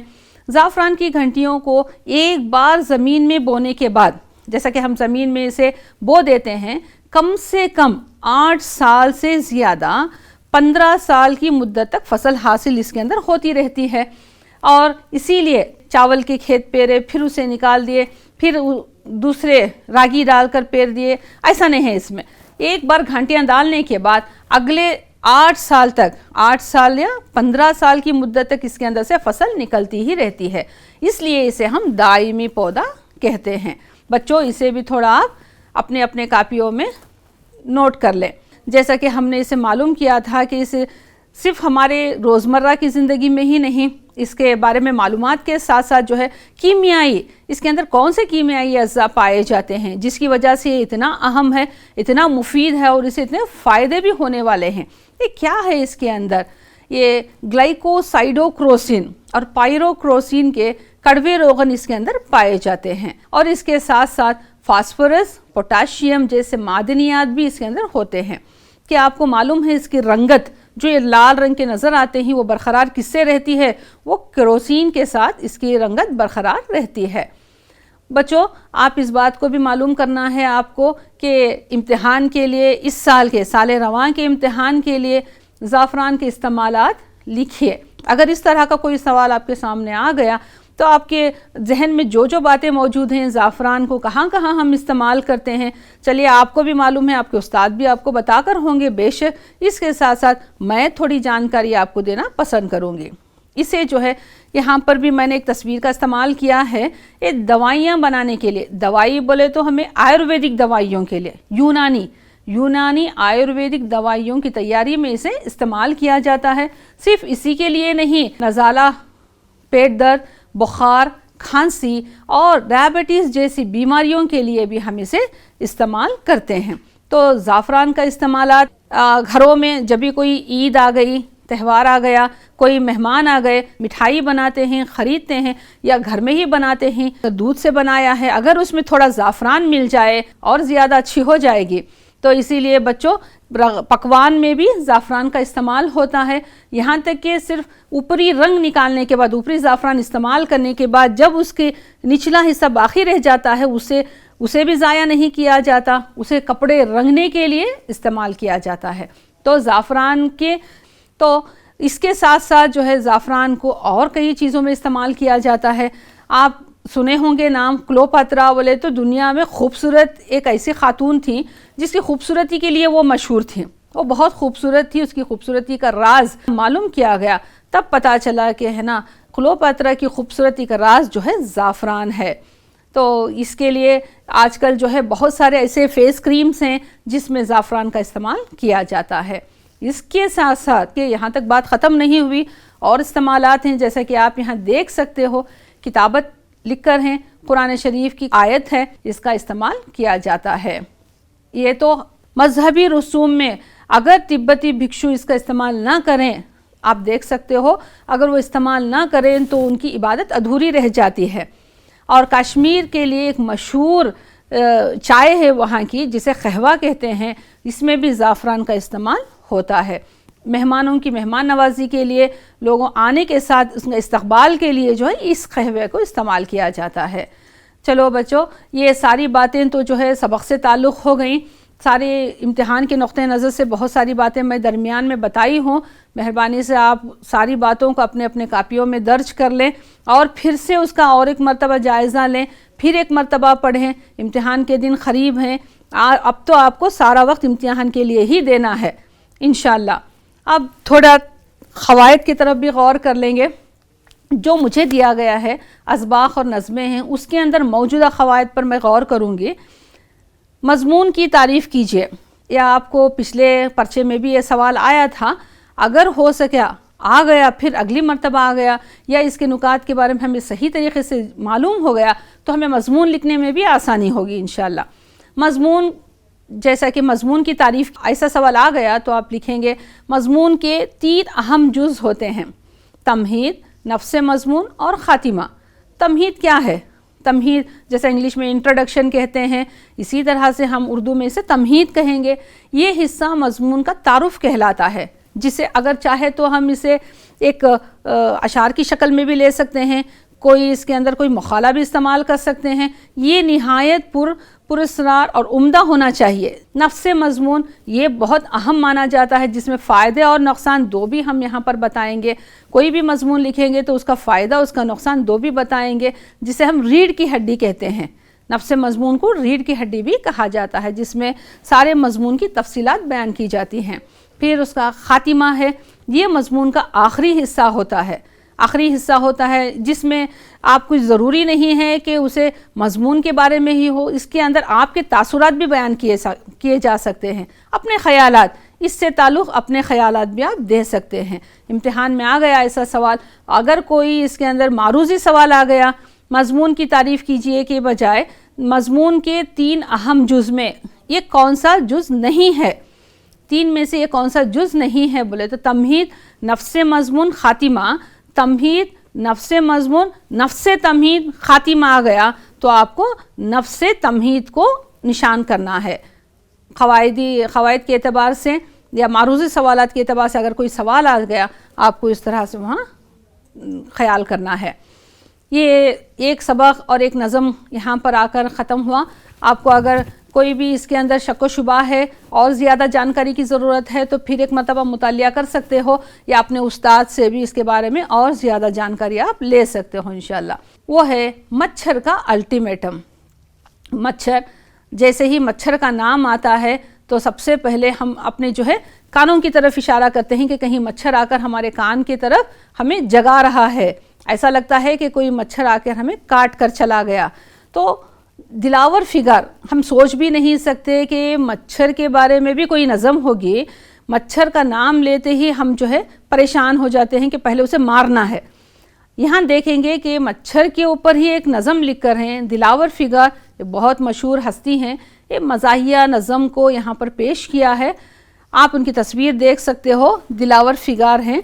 آپ ان کے چہرے سے محسوس کر سکتے ہو کہ وہ کتنے خوش مزاج ہیں. خوش مزاج ہیں.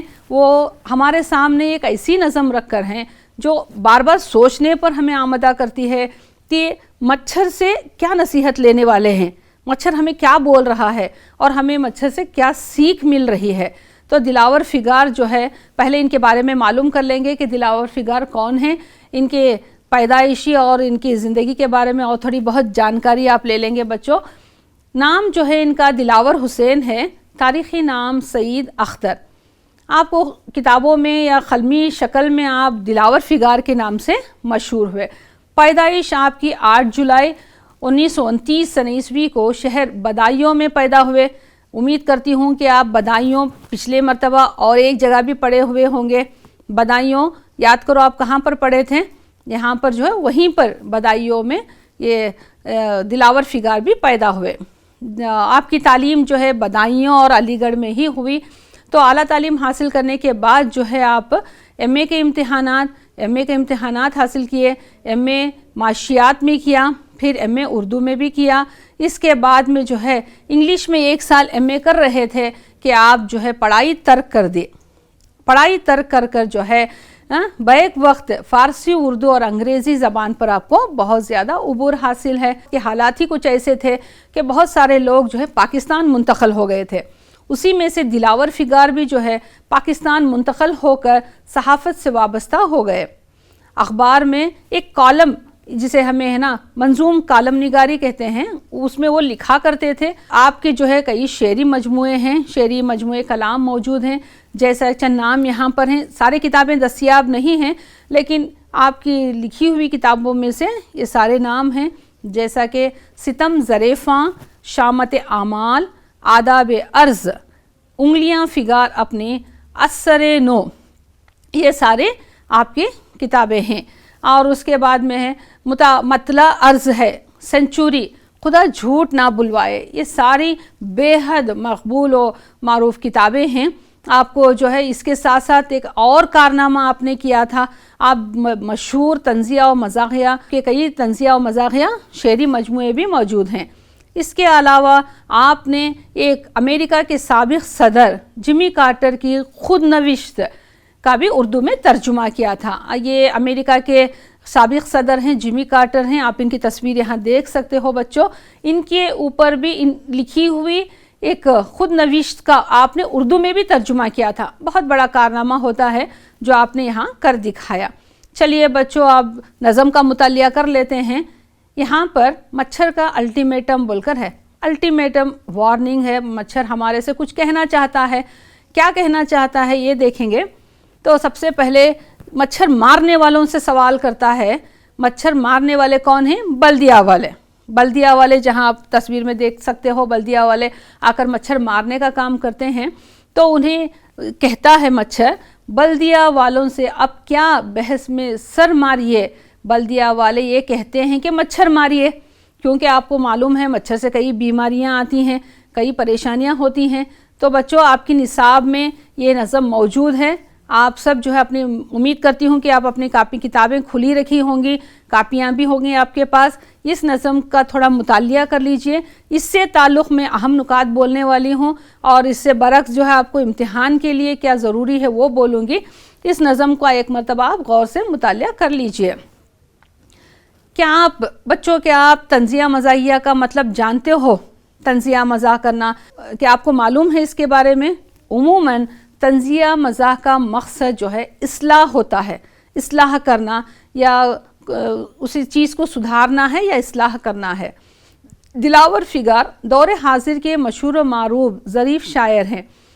انہوں نے زندگی کے مختلف واقعات کو مزاحیہ انداز میں بیان کیا ہے. مچھر کا الٹیمیٹم یہ نظم جو ہے دلاور فگار کی کالم نگاری کا ہی ایک حصہ ہے. جیسا ہمیں پچھلی تھوڑی دیر پہلے ہم نے دیکھا تھا کالم نگاری کے بارے میں، اسی کا ایک حصہ ہے. اس طنزیہ نظم میں دلاور فگار نے سماجی برائیوں کی طرف اشارہ کیا ہے کہ سماج میں کس طرح کی برائیاں ہیں. تو ان برائیوں کو شاعر نے مچھر کی زبانی ہمارے سامنے رکھنے کی کوشش کی ہے. چلیے اس کے چند اہم نکات کی طرف دیکھ لیتے ہیں. بلدیہ والے یہاں پر وہی مچھر مارنے والوں کی طرف مخاطب کر کر کہتے ہیں. یہ امتحان کے نقطۂ نظر سے بھی اسی کے اندر سے آپ کو چھپے ہوئے کئی سوالات ہوں گے، تو اس نکات کو بھی تھوڑا غور کر لیجئے. بلدیہ والے مچھر مارنے کا کام کرتے ہیں. کیا کام کرتے ہیں بلدیہ والے؟ مچھر مارنے کا کام کرتے ہیں. DDT چھڑکنے سے مچھر پر کوئی اثر نہیں ہوتا، کیونکہ وہ اور خوبصورت بن جاتا ہے. اگر سوال آ گیا کہ DDT چھڑکنے سے مچھر پر کیا ہوتا ہے تو اور خوبصورت بن جاتا ہے. اس سوال کو آپ دیکھ سکتے ہو. مچھر کی نسل کبھی ختم ہی نہیں ہو سکتی. کیوں؟ مچھر اپنے آپ سے کہتا ہے کہ میری نسل کبھی ختم ہی نہیں ہو سکتی، کیونکہ وہ ایک فنکار ہے. فنکار کبھی مر نہیں سکتا. اپنے آپ کو ایک فنکار بتاتا ہے مچھر. وہ پھر کہتا ہے کہ میں کبھی مر نہیں سکتا. مچھر کی نظر میں انسان کا قاتل خود انسان ہے. بچوں، آپ کے سامنے آپ کے استاد بھی آپ کو کئی مثالیں دے چکی ہوں گی. تو یہاں بتایا گیا ہے کہ مچھر اگر کاٹ دیا، تھوڑا سا خون اس کے کاٹنے سے ہمارے جسم سے نکل گیا، تو ہم سب سے شکایت کرتے پھرتے ہیں کہ رات بھر سوئی نہیں، مچھر کاٹ رہے تھے، رات بھر سوئے نہیں، گھر کے پاس مچھر تھے. یہ ایسے جملے ہماری زبان سے نکلتے ہیں. اگر تمہارا مالک کام نکالنے کے بہانے سے محنت کراتے ہیں اور کمزور کر دیتے ہیں، تمہیں برا نہیں لگے گا. وہی میں اگر تھوڑا سا خون چکھ لوں تو تمہیں بہت برا لگ جاتا ہے. تو مچھر اس طرح سے جو ہے ہمیں باتیں سنا رہا ہے. تو مشقیہ سوالات میں سے ایک مثال کے طور پر میں یہاں پر لے کر ہوں، جس میں جو ہے سابقے اور لاحقے کے طور پر جوڑ بنانا ہے، مرکبات ہیں. اگر امتحان میں آپ کو یہ تصویر تو نہیں آئے گی، امتحان میں آپ کو سابقے اور لاحقے سابقے اور لاحقے بنائیے بول کر آئے گا. وہ سوالات میں بھی ہو سکتا ہے. ایک جملے کے سوال میں بھی اسے 3 مارکس سے سوالات کے اندر بھی یہ سوال آنے کے امکانات ہیں. ایسا اگر نہ آ سکا تو معروضی سوالات یا مناسبت یا مشابہت میں بھی اس طرح کا سوال آ سکتا ہے. خاص کر مناسبت اور مشابہت میں آپ ایسے سوالات کو آپ دیکھ سکتے ہیں. اس کی بھی مشق آپ کو کرنا ضروری ہے. تو چلیے بچوں، یہاں تک تو جو ہے ہمیں جو بھی جانکاری معلوم کرنی تھی، ایک سبق اور 2 نظموں کی جانکاری اتنی دیر سے ہمیں مل گئی. آگے بڑھتے ہوئے ہم اور ایک سبق جسے ہمیں پورے جوش کے ساتھ، بڑی خوشی کے ساتھ اور زیادہ معلومات حاصل کرتے ہوئے، وہ ہے طوطئ ہند امیر خسرو. آپ سب تو جو ہے امیر خسرو کہیں نہ کہیں سنے ہوں گے امیر خسرو کا نام، کیونکہ وہ ہیں ہی ویسی مشہور ہستی. ہماری نصابی کتابی کمیٹی نے اس سبق کو ہمارے لیے لیا ہے. سب سے پہلے ان کی پیدائش، ان کی زندگی کے بارے میں دیکھ لیتے ہیں، پھر آگے چل کر دیکھیں گے کہ انہوں نے کیا کیا کارنامے کیے ہیں. نام ابو الحسین امین الدین خسرو امیر خسرو کے نام سے مشہور ہوئے. پیدائش 5412 بمطابق 651 ہجری بمقام مومن پورہ ضلع ایٹا اتر پردیش. حضرت نظام الدین اولیاء کے سچے شاگرد تھے. والد کا نام امیر سیف الدین تھا. آپ ترک سے تعلق رکھتے تھے. ان کا تعلق ہزارہ قبیلے سے تھا. کئی مثنویاں بھی آپ نے لکھی ہیں، جیسا کہ یہ نام ہم سب واقف، جیسا کہ لیلا مجنوں، شیریں فرحات، آئین سکندری، حشت بہشت، یہ ان کی مثنویوں میں سے شمار ہوتی ہیں جو اپنے بچوں کو نصیحت کے طور پر آپ نے لکھی تھیں. اسی کے ساتھ ساتھ جو ہے آپ کی زندگی کے حالات، آپ کے بارے میں اور زیادہ جانکاری حاصل کر لیں گے ہم. آپ نے کم عمری میں خطاطی کا فن سیکھا. یہ آپ دیکھ سکتے ہیں خطاطی کا فن جو ہے آج کل اس فن کو بڑا مشہور مانا جاتا ہے. کتابوں میں کتابیں لکھنے کے لیے، قرآن شریف کے لیے خطاطی کا فن جو ہے بہت اہم مانا جاتا ہے، جو امیر خسرو اس زمانے میں ہی اس فن کو ہمارے سامنے رکھ دیے تھے. تو ان کے امیر خسرو کی ابتدائی زندگی میں ان کے ساتھ کیا ہوا تھا جب وہ پیدا ہوئے، تو ان کے بارے میں پیدائش امیر خسرو کی ابتدائی زندگی. امیر خسرو کو مرد درویش نے کہا. ایک مرد درویش کے پاس امیر خسرو لے جایا گیا تھا. جانے کے بعد انہوں نے کہا کہ ہونہار بروا کے چکنے چکنے پات، یعنی یہ بچہ جو ہے زمانے سے تھوڑا آگے ہے. یہ امیر خسرو بے حد ذہین بھی تھے. والد نے تعلیم و تربیت کا اچھا انتظام بھی کیا تھا. بڑی کم عمری میں آپ نے جو ہے خطاطی کا فن بھی سیکھ لیا تھا. شعر و شاعری کی جانب راغب ہوئے. خواجہ عزیز الدین کے اصرار پر جیسے ہی ان کی عمر آگے گئی تو آپ نے خواجہ عزیز الدین کے اصرار پر ان کی محفل میں فی البدیہ شعر کہا. جس میں آپ نے خوش ہو کر کہا کہ اگر آپ سلطانی تخلص اختیار کر لیں تو بہتر ہوگا، ایک مشورہ دیا تھا۔ ابتدا میں امیر خسرو نے وہی سلطانی تخلص کو اختیار کیا، آگے چل کر جو ہے آپ نے سلطانی تخلص نکال کر امیر خسرو کے نام سے ہی مشہور ہوئے۔ چلیے بچوں، اس سبق کے ذریعے سے پہلا اہم سوال جو میری نظر میں ہے وہ ہے امیر خسرو کو ابتدائی زندگی میں کس طرح کی مشکلوں کا سامنا کرنا پڑا۔ تو کیسے مشکلوں کا آپ کو سامنا کرنا پڑا اس کے بارے میں تھوڑا دیکھ لیں۔ اگر ایسا سوال آ جائے ان نکات کو اہم بنا کر اس میں پیش کریں۔ والد منگولوں سے لڑتے ہوئے شہید ہو گئے، بہت افسوس ہو رہا تھا آپ کو کہ آپ کے والد جو ہے منگولوں کے ساتھ لڑتے لڑتے وہیں پر شہید ہو گئے۔ امیر خسرو کی شاعرانہ اور فنکارانہ صلاحیتوں کے بارے میں تھوڑا معلوم کر لیں گے تو زیادہ فائدہ حاصل ہوگا۔ میرے نقطۂ نظر سے امتحان کے لیے بالکل اہم سوال ہے، بچوں پر غور کر لیں اور یہاں اور جانکاری یہاں سے بھی نوٹ کر لیں، اپنی کتابوں کا بھی مطالعہ کر لیں۔ علاؤالدین خلجی کے دور میں کلام کی مقبولیت ملی، بادشاہوں کی مداح میں قصیدے بھی لکھے، آپ نے کئی قصیدے بھی لکھے۔ علاؤالدین خلجی کے بیٹے مبارک شاہ خلجی نے ایک فرمائش کی تو آپ نے ایک مثنوی لکھی تھی، مثنوی نہے سپر۔ تو موسیقی کے آپ ماہر تھے، آپ جانتے ہو موسیقی کسے کہتے ہیں؟ گانا، گیت گانا، سروں کو ملانا، یہ موسیقی کہلاتا ہے۔ آپ نے نئے ایجادات کیے، آج کے زمانے میں معلوم نہیں کون جانتے ہیں کون نہیں، ہمارے بچوں کو اس کی جانکاری بہت ضروری ہے۔ موسیقی جو ہے ہمارے لیے اتنا اہم موسیقی نہیں ہے، بلکہ اس کے ایجاد کس نے کیا تھا؟ امیر خسرو نے اس کیے تھے۔ ہندوستانی اور ایرانی موسیقی کے امتزاج سے نئے سر آپ نے ایجاد کیے تھے، جس کی ایک مثال ہمارے سامنے ہے۔ تو اور ایک بات ہے، قوالی سب کی پسندیدہ چیز ہوتی ہے بچوں، آپ سب دیکھتے ہو اپنے اپنے محلے میں، جہاں کہیں بھی گاؤں وغیرہ میں، شہروں کے دور علاقوں میں جو ہے قوالی سننا بہت اچھا لگتا ہے۔ قوالی سب کو بھی کیا آپ کو معلوم ہے اس کی طرز جیسا کہ اونچ اور نیچ، جس طرح سے قوالی کا ایک ہی آواز ایک ہی ٹیون سے نہیں بلکہ اسے اونچ نیچ سے گایا جاتا ہے۔ قوالی کو گانے کا جو طریقہ ہے، اس طریقے کی ایجاد سب سے پہلے امیر خسرو نے ہی کی تھی۔ اس کی آپ ایک شکل یہاں دیکھ سکتے ہو۔ اسی کے ساتھ جو ہے ہمارے لیے تو بہت کم ہے ستار کا استعمال، لیکن اس کا استعمال دوسرے مذاہب میں زیادہ کیا جاتا ہے۔ ستار ہے یہ، اس کی ایجاد بھی امیر خسرو نے ہی کی تھی۔ اس زمانے میں جب امیر خسرو گیت لکھتی ہے، اس طرح کے سر بنایا کرتے تھے اور اس طرح کے اشعار لکھا کرتے تھے تو اسے گانے موسیقی کار اسے گایا کرتے تھے اور رقاصیں اس کے اوپر ناچا کرتی تھیں۔ امیر خسرو کی نظمیں اتنی مشہور تھیں۔ مشہور موسیقی کار گوپال کو شکست دے کر نائک کا مرتبہ حاصل کیا۔ تو یہ نائک کا مرتبہ حاصل کرنا اتنی معمولی بات بھی نہیں تھی، اتنی آسان بات بھی نہیں تھی، لیکن امیر خسرو نے اس چیز کو اسی کم عمری میں ہی اس خطاب کو حاصل کر لیا تھا۔ امیر خسرو کے خیالات کیسے تھے دیکھیں گے کہ امیر خسرو کے خیالات کیا تھے۔ وہ ایک قومی یکجہتی کے پیمبر تھے۔ کیا ہے اس کا معنی؟ قومی یکجہتی وطن سے محبت ہے۔ پیمبر تھے، سارے لوگ ان کو پسند کرتے تھے۔ کیوں پسند کرتے تھے؟ امیر خسرو کو پسند کرنے کی وجہ کیا تھی؟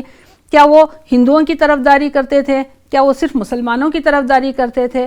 ایسا کوئی نہیں تھا، بلکہ وہ سب کی طرفداری کرتے تھے۔ ہندوؤں اور مسلمانوں میں کوئی فرق نہیں مانتے تھے اور ویدوں اور حقائق کی باتوں کا احترام بھی کرتے تھے۔ بتایا جاتا ہے کہ وہ ایک سچے وطن پرست تھے، انہیں کسی سے کوئی فرق نہیں تھا، چاہے وہ ہندو ہو، مسلمان ہو اور کوئی اور مذہب سے تعلق رکھتا ہو، وہ ہر ایک کا احترام کرتے تھے۔ بچوں، اس چیز کو آپ کو غور کرنا ہے۔ خود اپنے ہی الفاظ میں امیر خسرو نے ایک نہیں بارے میں جو انہوں نے اعتراف بھی کیا ہے، سچ پوچھو تو میں ہندوستان کا طوطی ہوں، اگر تم مجھ سے شیرینی گفتار چاہتے ہو تو ہندوی میں بات کرو۔ یہ آپ کے ہی کہی ہوئی بات ہے کہ اگر کوئی میرے سے بات کرنا چاہتے ہیں تو ہندوی میں بات کرو، مجھے اپنی زبانوں میں نہیں بلکہ مجھے ہندوستان والی زبان سے بات کرو، اسی میں مجھے یہاں پر حب الوطنی کی خوشبو آتی ہے۔ اور یہ تو ہماری جانکاری ہو گئی کہ امیر خسرو کو ان کے حالات، ان کے خیالات کس طرح کے تھے، ان کی زندگی کے بارے میں معلوم ہو گیا، ان کے والدین کے بارے میں معلوم ہوا۔ تو امیر خسرو اور زیادہ ان کی خواہشات کے بارے میں، ان کا رہن سہن کیسا تھا، کیا پسند تھا امیر خسرو کو؟ خوشبو زیادہ پسند تھی آپ کو، पसंदीदा आपके फूल और फल कौन से हैं? अमीर खुसरो के पसंदीदा फूल और फल कौन से हैं? तो अमीर खुसरो के पसंदीदा फूल देख लेंगे हम। यहाँ पर चंद फूल यहाँ हैं। दौना है जिसे हम लिली रोज़ खुशबूदार लिली कहते हैं, और एक चंपा के फूल हैं जिसकी खुशबू हमें बहुत दूर दूर तक यहाँ भी हमें महसूस होती है। इसी के साथ साथ और थोड़े फूल हैं जो हमें यहाँ हमारे इलाके में नज़र आते हैं, वो है मोगरा है, मोगरा है, जूही के फूल हैं। दूसरे फूलों का इस्तेमाल थोड़ा कम करते हैं, लेकिन अमीर खुसरो के पसंदीदा फूलों में से है। ये जो लास्ट में है ये केवड़ा है, केवड़ा है, उसके ऊपर जो सफ़ेद है वो जूही का फूल है, जूही का फूल है, बेला है, सोसन है।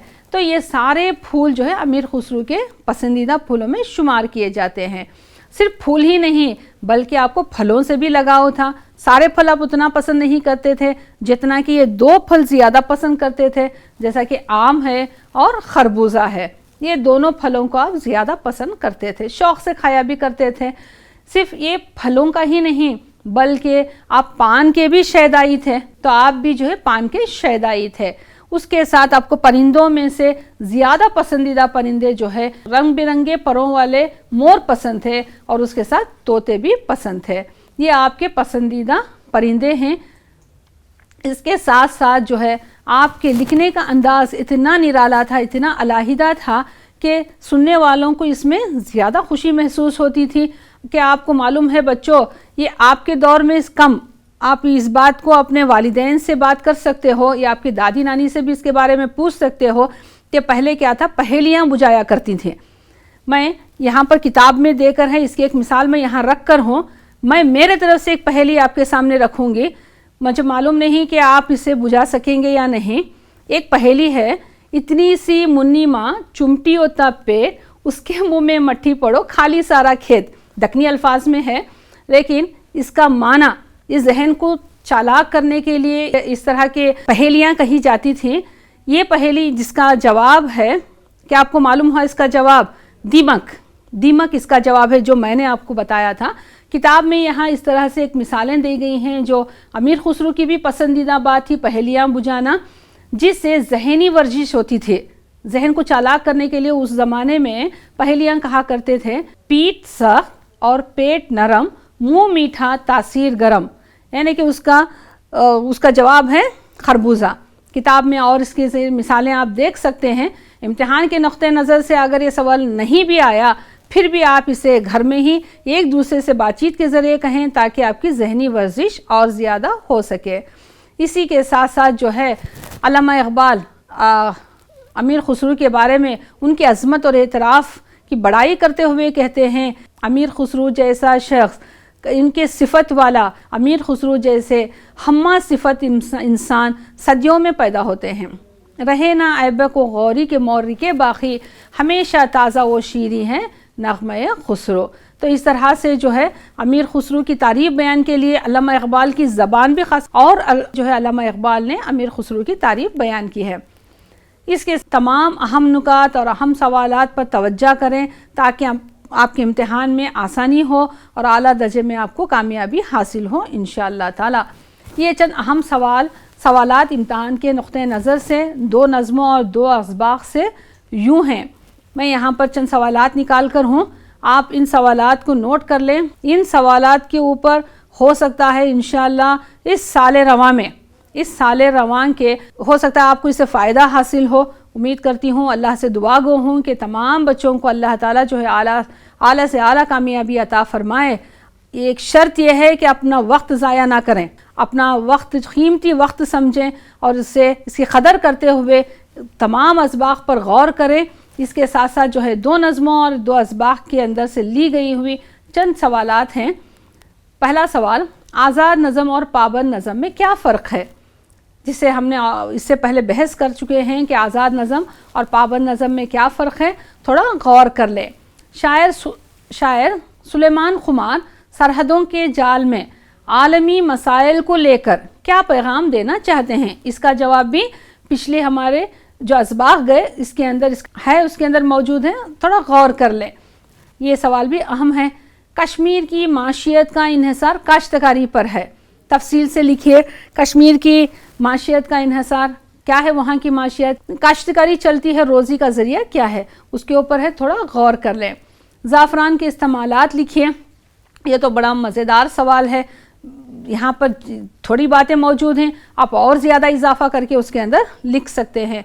इस्तेमालात, सारे इस्तेमालात तो देकर हैं, इसके बरक्स और कुछ मालूम रहा तो भी आप लिख सकते हैं। ज़ाफ़रान के इस्तेमालात लिखिए।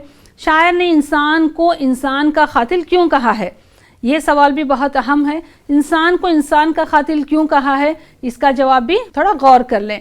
ज़ाफ़रान के पौधे के बारे में आप क्या जानते हैं, ये खुला सवाल है। ज़ाफ़रान के बारे में अगर 2 नंबर निशानात के लिए आ गया तो आप तफसील से थोड़ा 4-5 नुकात डालकर लिखिए। अगर वही सवाल आपको 3 निशानात के लिए आ गया तो थोड़ा जवाब बढ़ाकर लिख सकते हैं। और इसके साथ साथ मच्छर का अल्टीमेटम नज़म का खुलासा पढ़ लें। तो मच्छर का अल्टीमेटम नज़म, इसके खुलासे की तरफ भी तवज्जो कर लें कि इंशाअल्लाह अगर आ गया सवाल तो आपको लिखने में आसानी होगी। अमीर खुसरो, ये बड़ा अहम सवाल है। अमीर खुसरो की शायराना और फ़नकाराना सलाहियतों के बारे में आप क्या जानते हैं, उनकी शायराना और फ़नकाराना सलाहियतें कौन कौन सी हैं, इसके बारे में आप जान लें। ये सारी बातें जो है इम्तिहान की नुक्ते नज़र से थी, इसके तरफ गौर करें, ज़्यादा तवज्जो दें। प्यारे बच्चों, इम्तिहान के दिन जैसे जैसे क़रीब आ रहे हैं आपको ज़्यादा वक्त लगाना है, तैयारी करनी है, मश्क करना है, लिखना ज़्यादा से ज़्यादा लिखने की कोशिश करना है। सिर्फ़ इन असबाक़ को, मशक़ों को पढ़ने से हट कर जो है किताब को भी पढ़ना है। किताब, पूरी किताब को जुमला ब जुमला आपको पढ़ना है। इसी के अंदर से आपको मतन के हवाले से होंगे सवालात, या कोई और सवाल भी होगा, चाहे कैसा भी सवाल क्यों ना हो, आप उसको लिखने के काबिल बन सकें। क्योंकि हमारा पर्चा जो है 100 निशानात का है। सबसे ज़रूरी है ज़्यादा से ज़्यादा आप निशानात हासिल करेंगे इंशाअल्लाह, ताकि जो है आपको इम्तिहान में ज़्यादा निशानात मिलेंगे तो परसेंटेज भी बढ़ जाएगा, आपको कई इनामात भी मिलेंगे, आगे की ज़िंदगी के लिए भी फ़ायदेमंद साबित होगा। तो मैं उम्मीद करती हूँ तमाम बच्चे जो है इससे ज़्यादा फ़ायदा हासिल किए होंगे। और ज़्यादा मालूमात के लिए आपके उस्ताद रहबरी करते रहेंगे आपकी। इससे हटकर इम्तिहान के नुक्ते नज़र से इंशाअल्लाह अगली मरतबा फिर मिलेंगे। आप किस तरह के और सवालात आने वाले हैं, बाकी तमाम मशक़ों से लेकर यहाँ आकर मेरे ख़यालात, मेरे तासुरात को बच्चों के सामने पेश करने का मौका दिया गया। मैं इसके लिए आप सबकी मशकूर व ममनून हूँ। जज़ाकल्लाह।